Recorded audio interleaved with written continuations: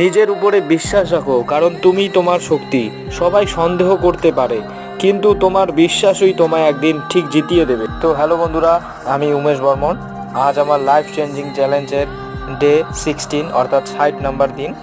তো এই সময় এসে আমি অনুভব করতে পারতেছি যে যদি আপনার নিজের উপরে বিশ্বাস না থাকে তবে আপনি কোনো কিছুই করতে পারবেন না, বা কোনো কিছু যদি করার উদ্যোগও নেন, যদি আপনার পুরোপুরি নিজের উপরে বিশ্বাস না থাকে তবে সেই কাজটা কোনো দিনও সফল হবেই না। আর যদি আপনার নিজের উপরে বিশ্বাস থাকে এবং লোকে যদি বলে যে এটা আপনি করতে পারবেন না বা এটা আপনার দ্বারা হবে না, তবে যদি আপনার সঠিক মতন আপনার নিজের উপরে বিশ্বাস থাকে এবং কনফিডেন্স থাকে তবে আপনি অবশ্যই সেই কাজটা করতে পারবেন।